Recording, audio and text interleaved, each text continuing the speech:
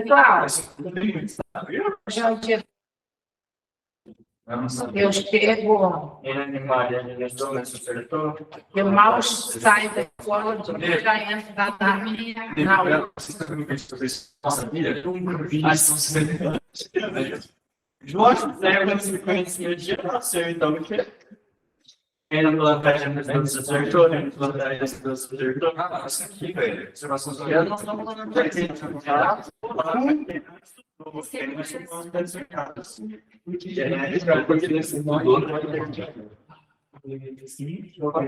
Pessoal, no capítulo 8 da semana passada,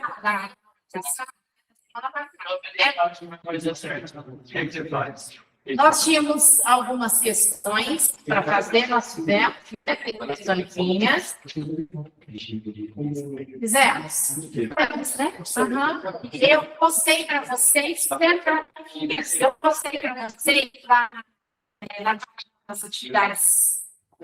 das atividades complementares, 15 questões relacionadas à função da linguagem, tá? Inclusive uma de um nível assim, bem bom do Enem, importante vocês fazerem, né? Pode ter um tempo pequeno com vocês. Se tiverem dúvida, vocês sabem, eu estou aí toda segunda à tarde, e eu gosto, se vocês precisarem, eu estou aí para auxiliar vocês, tá? Eu sei que, em geral, vocês...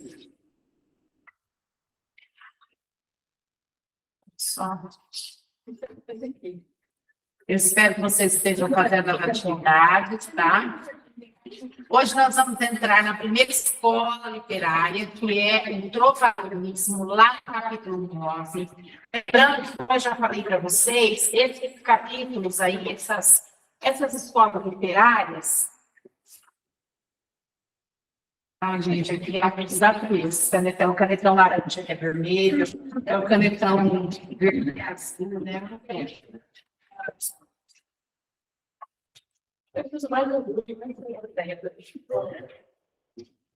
Exatamente.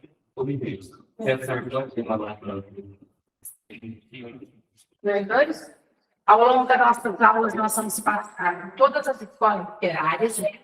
Algumas de maneira um pouquinho mais aprofundada, outras de maneira um pouquinho mais simples, mas vamos passar por todas. Literatura, gente, é um dos conteúdos mais importantes que nós temos na linguagem. Por quê? Porque nós conseguimos compreender uma série de coisas quando nós estudamos literatura, que se a gente ficar só no superficialidade assim, de ler texto e não conhecer a escola literária, vocês não conhecem. A gente não tem essa profundidade, né, de compreender as mudanças das épocas, a forma que as pessoas escreviam, o que escreviam daquele jeito, tudo, né, nessa questão de produção pessoal reflete a história, reflete o tempo, reflete aquilo que estava acontecendo, e isso não é diferente, tá? Ainda hoje as coisas estão assim. As produções, elas refletem o momento, né, que está sendo vivido no momento ali. Então, vejam só, nós temos o trovadorismo, na página 1, está dizendo assim: as primeiras manifestações da literatura portuguesa ocorreram nos séculos XII e XIV na Península Ibérica, formada por Portugal e Espanha. Nesse período, a língua portuguesa ainda não apresentava a forma e a estrutura atuais. O idioma que se falava era o galego e português. Nesse contexto, desenvolveu-se a literatura do trovadorismo. Pessoal que diz assim, que os poetas deviam ser capazes de compor, achar os versos e o som, que era a melodia, isto é, a sua canção, cantiga ou cantar. E o poema assim se denominava por implicar o canto e o acompanhamento musical. Como eu já falei para vocês, né, na aula anterior que a gente estava falando de estilo de época, primeiro, é importante a gente ter uma coisa em mente. A literatura, desde os primórdios, desde quando ela foi criada, desde que se instituiu, ela não era para as classes baixas. A literatura era para a burguesia.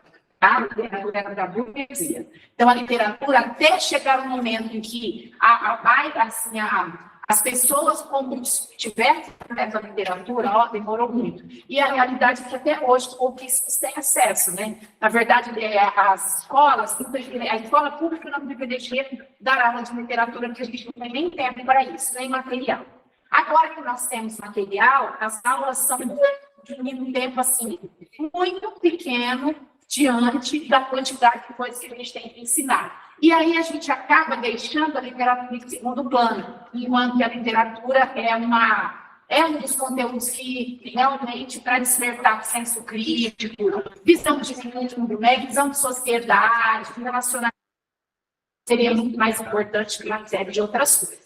Mas isso, né, a literatura, desde o início, desde que a gente tem o conhecimento, ela não era voltada para as pessoas, não.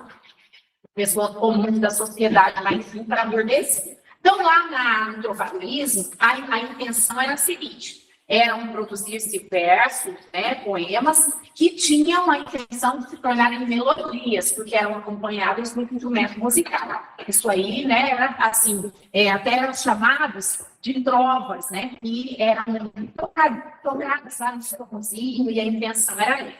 E por meio das letras dessas canções, faziam-se tanto declarações de amor como denúncias sociais. Isso já acontece, ó. Por que a literatura é tão importante? E por que não é tão importante na literatura? Porque a literatura, assim como a filosofia, a sociologia, leva o ser humano ao quê?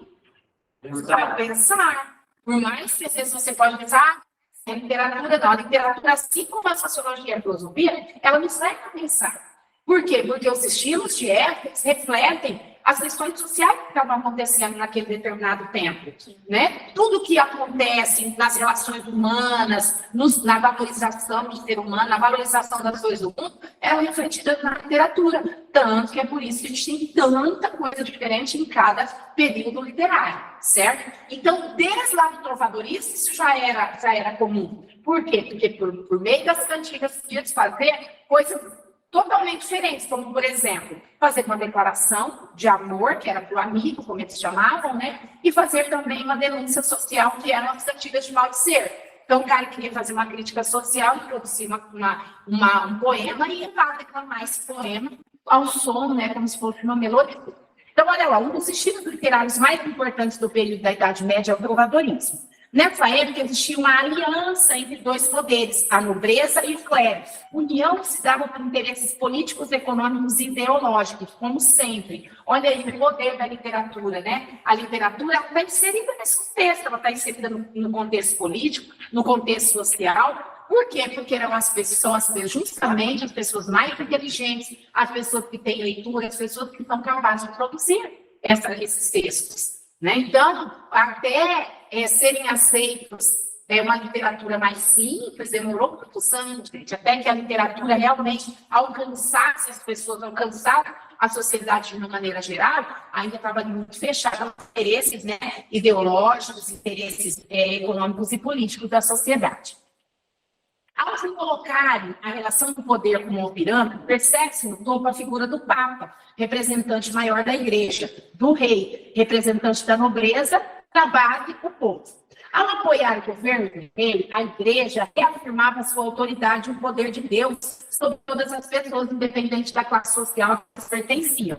Então, né, nesse momento aqui, a visão era teocentrismo, Deus acima de tudo. Então, o Papa, né, como nome máximo dentro da Igreja, o rei, e aí depois o povo. Então, era essa hierarquia. E dentro dessa hierarquia, eles tinham Deus como centro de todas as coisas. Isso aí demorou um pouquinho para mudar. E mudou e depois voltou. Então, a cada estilo de época tem essa questão da visão de Deus de uma maneira diferente. Dependendo muito de como a igreja estava instituída, como que a igreja estava fundamentada naquele período, certo? A instituição religiosa exercia grande influência sobre a sociedade medieval. O poder da igreja baseava-se na ideia que a salvação da alma era algo que deveria ser buscado, pois a vida terrena era apenas um momento passageiro.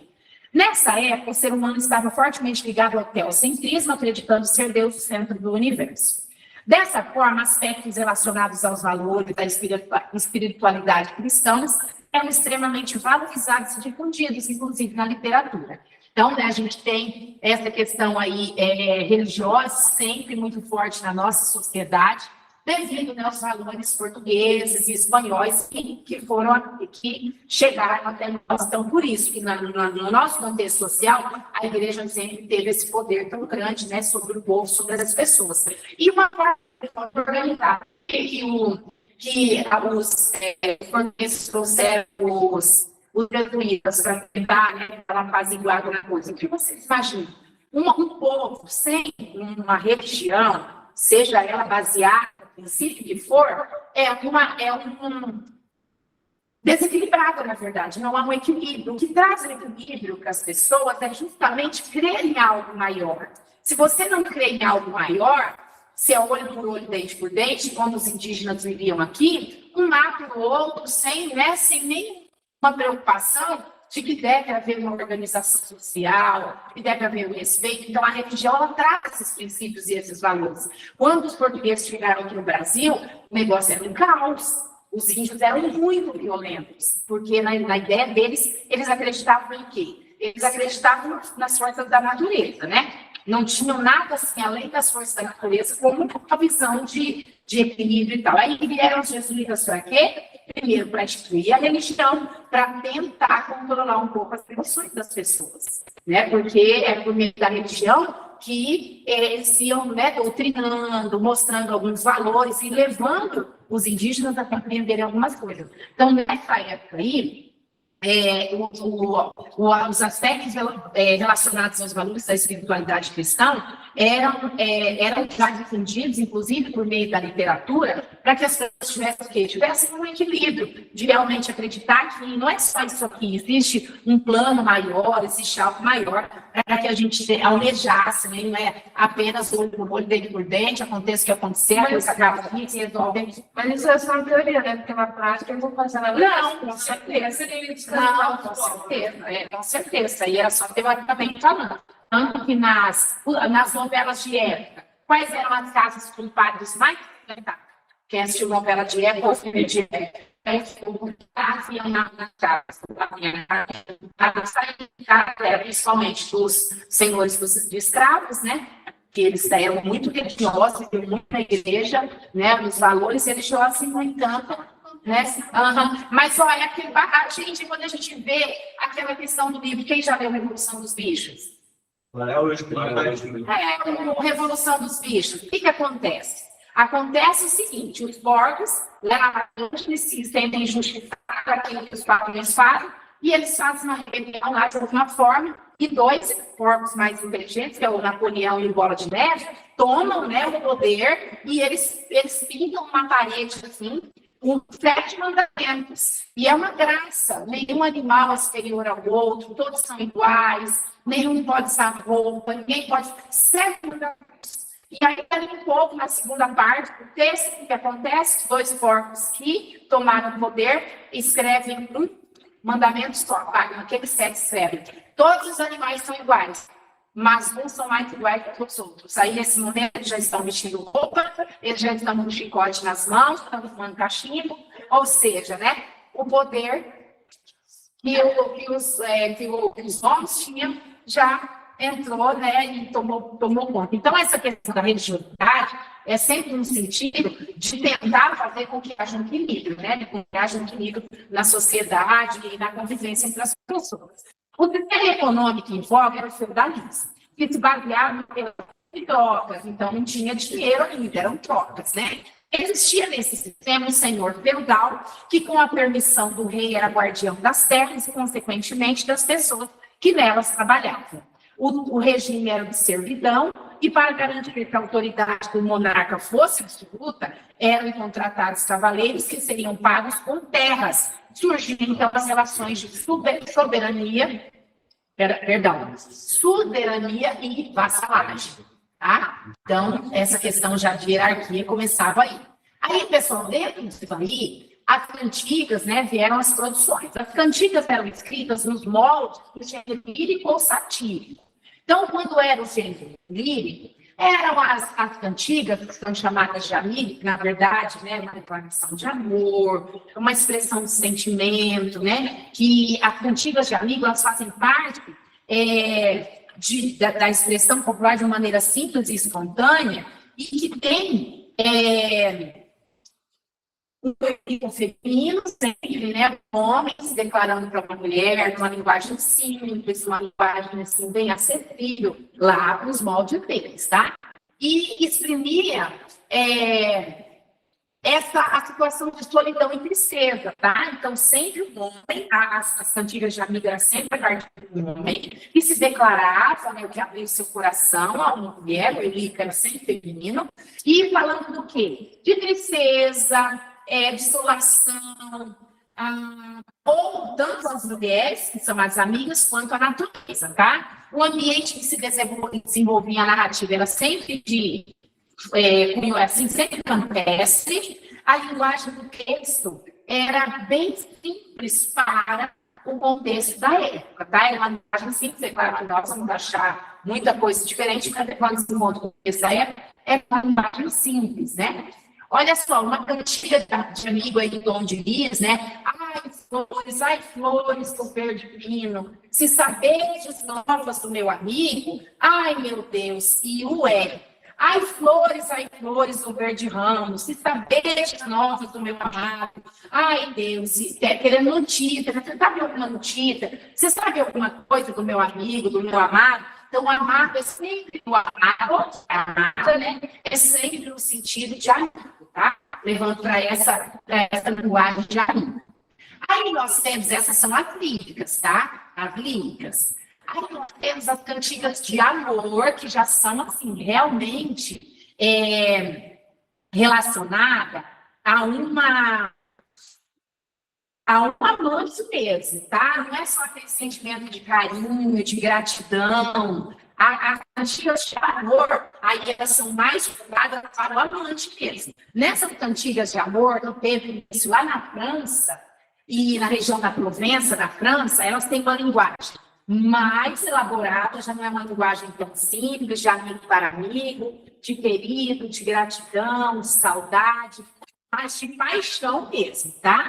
E nessa ideia aqui, o que se tinha como base nesse amor era a vassalagem amorosa, que é o quê? Apresenta esse tipo de texto, apresenta uma preocupação maior com a linguagem, por isso encontram-se textos mais requintados. O eu lírico é um fiel amante, a sua amada é uma nobre, portanto rica e às vezes até casada. Olha lá o contexto.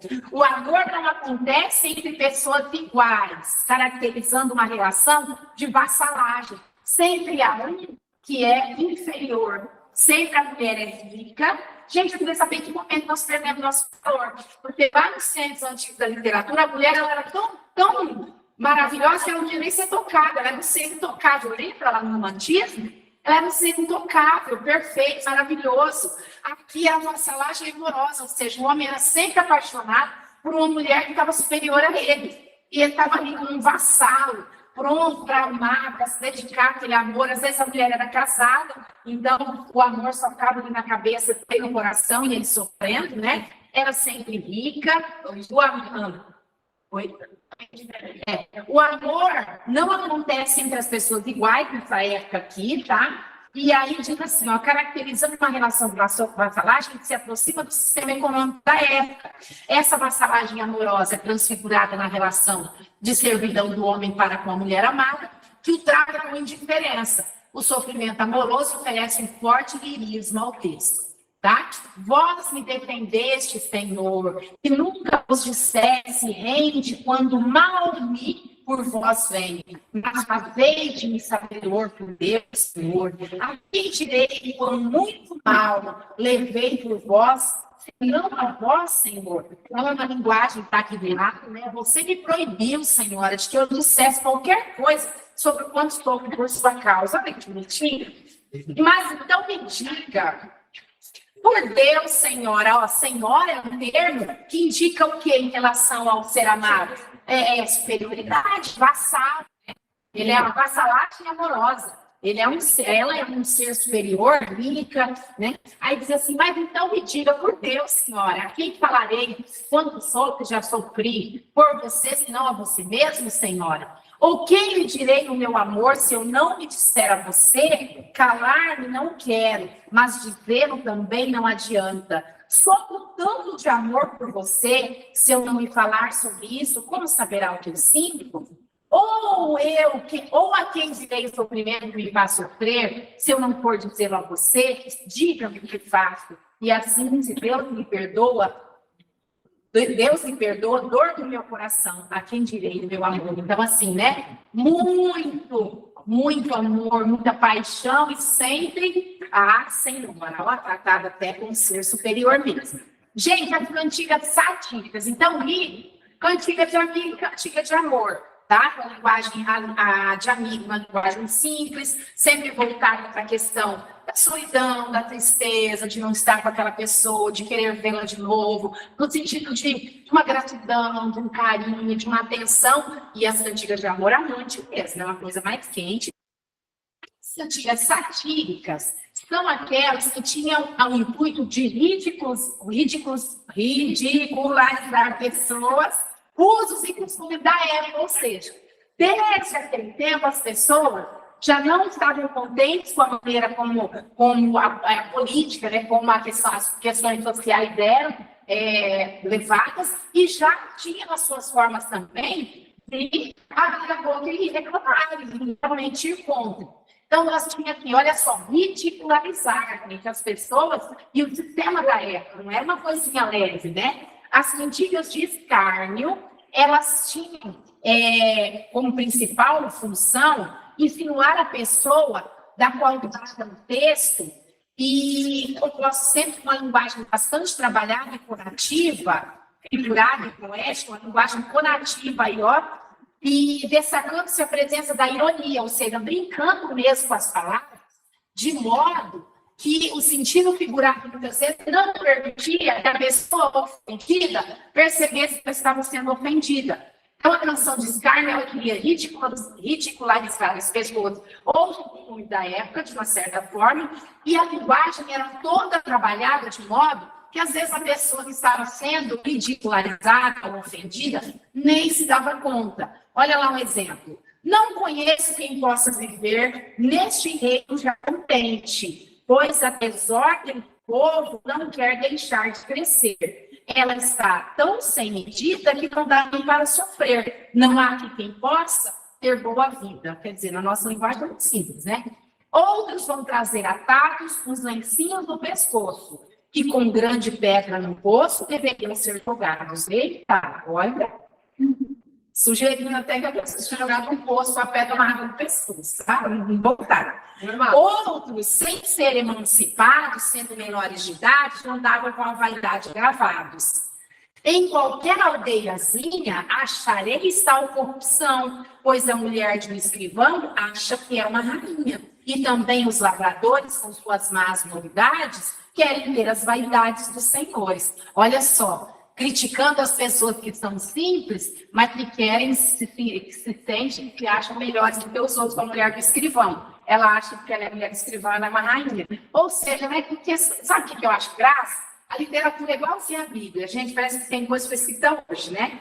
A Bíblia é assim, a Bíblia tem hora que você levanta até mim. Escrever, será que foi depois do último episódio, que aconteceu semana passada? Que é atemporal.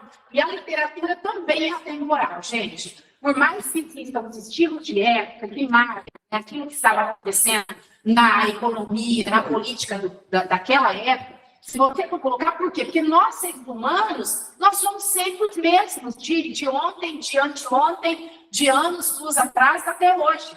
O ser humano, ele tem essa raiz que é realmente nata, né, de todos nós, de olhar para os seus próprios interesses, de querer crescer, e muitas vezes, né, grande maioria, em cima dos interesses dos outros, massacrando, pisando, levando as pessoas, né, muitas vezes a sofrer em função daquilo que nós queremos conquistar e tudo. Então, o ser humano, ele tem essa base a vida inteira. O ser humano, né, diz aí, agora não vou lembrar qual é o livro, que o ser humano já nasceu mal. Nicolau Maquiavel, o príncipe, o ser humano, ele nasceu mal.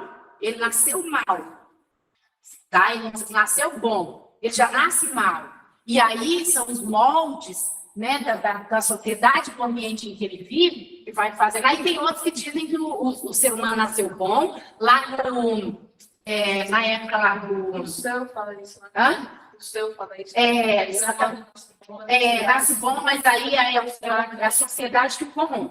Mas o Nicolau Maquiavel, se não me engano, ele disse que a gente já nasce mal mesmo. Só que aí o que acontece? As definições, nós nascemos, né, já com a questão aí da maldade no coração, E aí, é o meio que vai nos moldando. Então, seja como for, seja nascendo bom ou nascendo ruim, os meios nos moldam mesmo. Isso aí é fato, né? Na escola, a gente vê o comportamento dessas crianças, desde pequenininhos, a gente vê que é um meio que vai, né, fazendo com que as pessoas... Exatamente. Tem criança que é maldosa e faz maldade mesmo, né?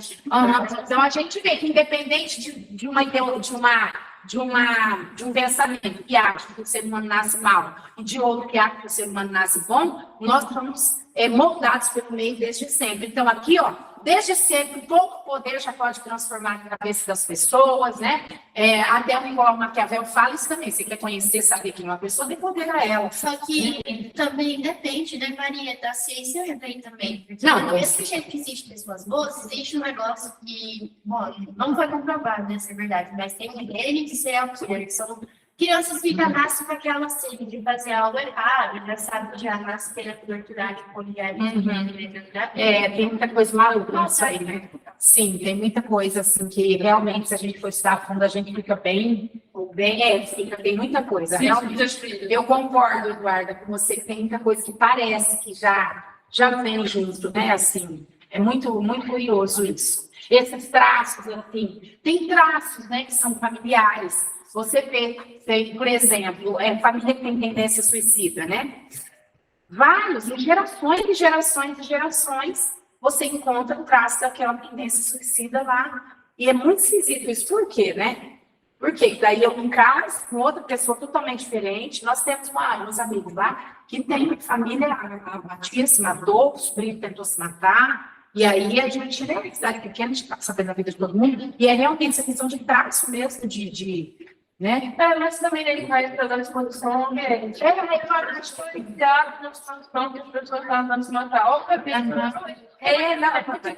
tipo assim, a criança, ele consegue. Já está formando. Ela está sendo. E não tem esperança. Sem dúvida, já vem, né, com essa. E olha só, as cantigas de maldizer, que elas são ainda mais surpreendentes. Pior do que as de escárnio, as de maldizer, até uma linguagem direta e agressiva é utilizada, até palavrões, tá? Até palavrões são usados nas cantigas de maldizer. Elas são colocadas sempre tendo como...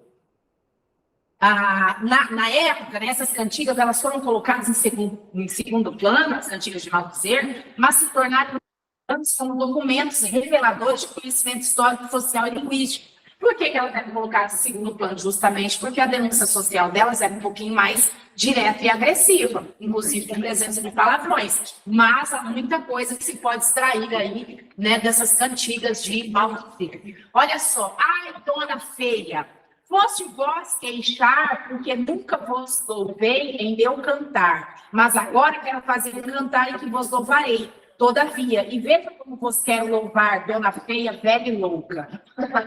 Quer dizer, se tem alguém aí reclamando que nunca foi feito para você um poema, então vou fazer um poema agora para cá, né? Sua louca.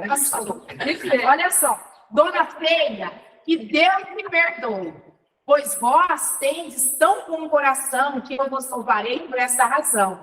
Eu vos louvarei todavia, e veja qual será a louvação, dona feia, velha e louca. Dona feia, eu nunca vos louvei em meu trovar, que é o cantar, né? Embora tenha trovado muito, mas agora farei um bom cantar, em que vos louvarei de todo modo, e vos direi como louvarei, dona feia, velha e louca. Então, olha só, né? Ofensivo mesmo, né?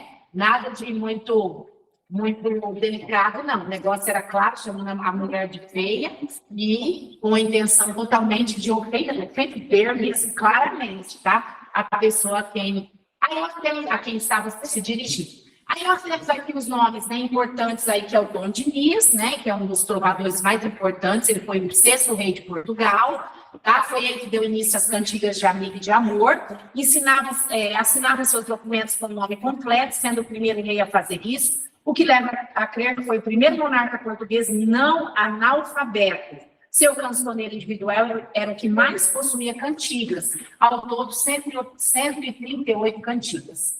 Aí nós temos ali o cancioneiro da Ajuda, cancioneiro da Vaticana e cancioneiro da Biblioteca Nacional, que eram os documentos, né, que foram encontrados, né, onde tem essas cantigas aí, certo?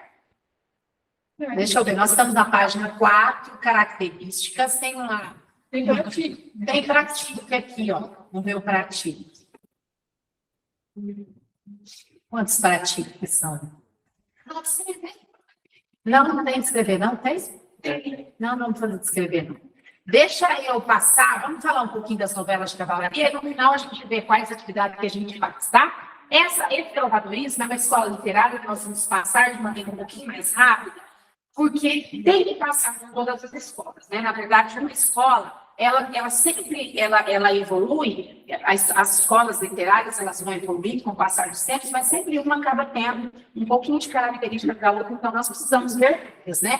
Agora, olha essa aqui, ó, as novelas de cavalaria, elas são originárias de onde a novela? Eu pulei página das atividades, ó, falei das antigas, aí a prática, o prático nós vamos pular, aí nós vamos nas novelas de cavalaria, que é página 6, tá? Olha só, as novelas de cavalaria, elas são originárias da Inglaterra e da França, e de poemas populares que valorizavam atos heróicos. As novelas de cavalaria foram as mais conhecidas manifestações em prosa dessa época. Esses textos possuem histórias estruturadas com começo, meio e fim, além de narrar uma série de acontecimentos que se entrelaçam em várias situações dramáticas. Pessoal, ó, informação importante, gravem essa palavra na cabeça de vocês, prosa, né? E nós temos a literatura em versos e a literatura em prosa. Não, texto normal, tá? Prosa é um texto normal, com os parágrafos, tá? Vestibular que cobra texto aqui em prosa. Sim. Olha só.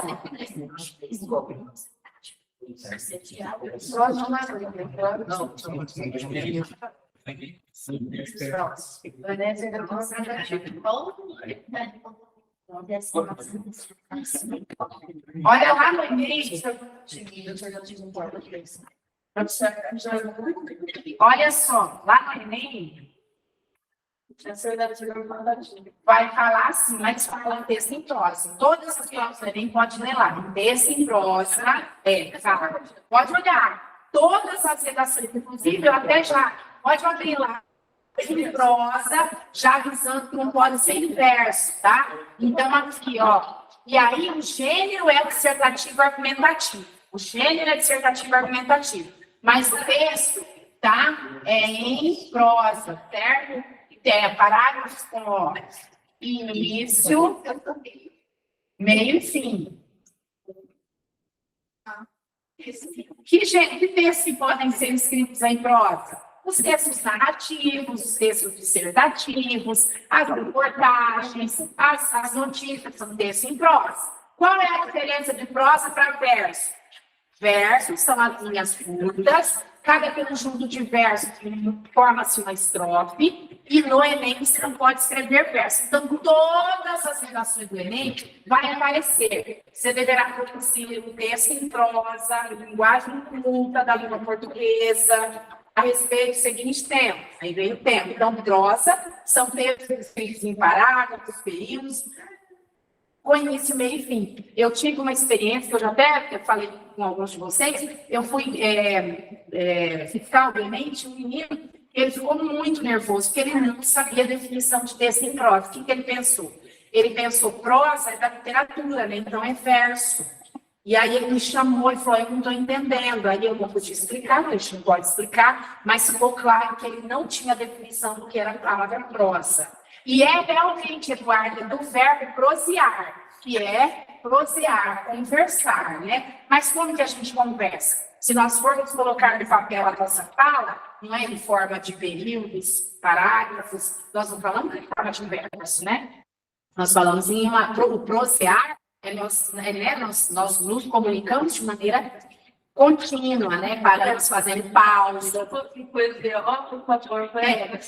Exatamente, a gente colocar Mas mesmo por causa é diferente de certificado normativo, né? Não, o gênero é argumentativo, dissertativo, argumentativo. Eu posso escrever em prosa um texto dissertativo argumentativo, eu posso escrever em prosa um texto narrativo, eu posso escrever em prosa um texto literário, eu posso escrever em prosa uma notícia escrita em prosa. O prosa é do verbo prosear, conversar, e aí colocar em papel aquilo que, como nós falaríamos, mas aí em todas. Então, prosa, simplesmente, é um modelo, tem dois tipos, prosa e verso. Se for verso, linhas curtas, conjunto de linhas, são conjuntos de verso e estrofe. Em prosa, são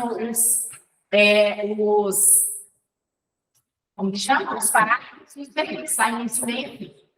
Esses escritos podem ser agrupados em ciclo clássico, temas gregos e latinos, ciclo carolíngio, histórias sobre Carlos Magno e os 12 pares da França, ciclo bretão e arturiano, narrativa sobre o rei Arthur e os cavaleiros da Távola Redonda. As mais populares novelas produzidas no final do século XIII foram Histórias de Merlin, José de Arimateia e A Demanda do Santo Graal. Nessa última narrativa, o rei Arthur e os cavaleiros da Távola Redonda buscam o Santo Graal, cais sagrados em que José de Arimateia teria recolhido o sangue de Cristo. Vocês sabem, né? Né? Não, José de Arimateia é um personagem bíblico, né? José de Arimateia. E aí, ó, segundo, né, o Santo Graal é o lugar onde foi, né? Que é a santa, né? Que o cálice, mas se for ver, isso é uma pessoa muito simples. Sim. Olha lá. Com esperança de devolver Camelot e seus dias de glória, Arthur reúne Lancelote, Percival, Galás e os demais cavaleiros da Távola Redonda para resgatar o cálice sagrado. Camelote, vocês falam, né?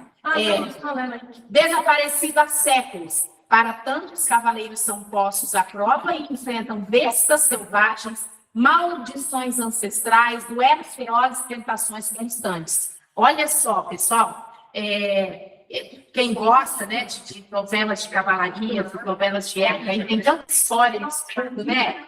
Tão que envolve a gente tanto, né? Tem muita história, tá? Então, as novelas de cavalaria, olha as outras manifestações em prosa, para a gente encerrar. Outras manifestações em prosa. As antigas e as novelas de cavalaria são as principais formas literárias do trovadorismo. No entanto, nesse cenário, também se desenvolveram textos de caráter paraliterário, produções que não se enquadram no consenso literário social propriamente dito. Se comparadas às duas principais produções do momento, como as agiografias, os livros de linhagem e os cronicões.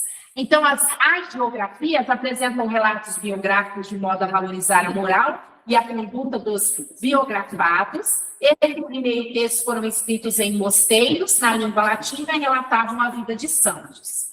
Livros de linhagem ou nobiliários, nesses escritos é possível encontrar relatos genealógicos das famílias nobres, que tinham como objetivo desenvolver amizade entre elas, levando em consideração o laço de parentesco, evitar casamentos de parentes. Olha que interessante, gente. E até o sétimo grau, e defender os privilégios hereditários. Então, por que não eram considerados literatura? Porque eram documentos, né? Olha só, os livros de linhagem imobiliários era para evitar que se houvesse casamento entre pessoas da mesma família até a 7ª geração. Porque sabia-se que antes disso não tinha isso daí, né? As pessoas iam casando entre si, onde surgiam tantos problemas familiares e tudo, né? E também para defender o internet. Claro, porque olha lá, do sangue, né? Para ir misturando, enfraquecendo o sangue, exatamente.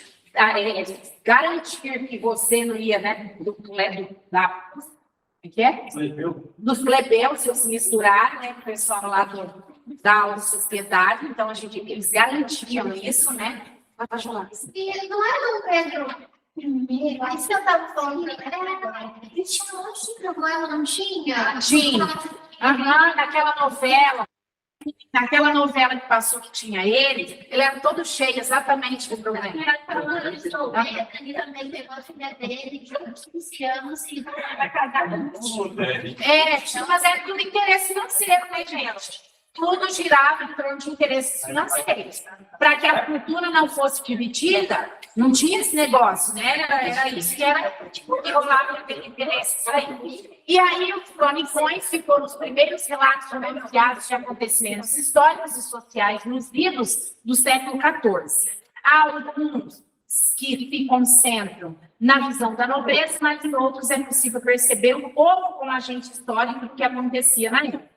Os materiais sobre cronicões, as geografias e livros de viagem são bastante escassos. Imagina, né, século XIV, né, pessoal?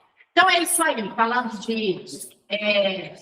falando de trovadorismo, é isso, né? Era considerado o marco inicial da literatura portuguesa, manifestou-se durante a Idade Média, período caracterizado pelo feudalismo, pelo regime de servidão e pela influência da Igreja Católica. Divide-se em poesia trovadoresca, tem cantigas de amigo, de amor, de escárnio, de ser. As novelas de cavalaria são romances que contam aventuras e atos heróicos de grandes cavaleiros, de acordo com o tema e tipo de herói que apresenta. Oi. Você quer dizer que Dom Quixote ia com esse tipo? Sim, novela de cavalaria, Dom Quixote. Um dos mais lidos, né, na literatura. Dom Quixote, novela de cavalaria, sim. Olha, as mais populares novelas produzidas por História de Melim, José de Matéria de Santos Graal. A prosa trovadoresca pode ser dividida, né, em a geografia, livros de viagem, cronicões, novelas de cavalaria. Certo? Então, nossa passagem pelo trovadorismo foi essa. Deixa eu dar uma dica para vocês a respeito de literatura.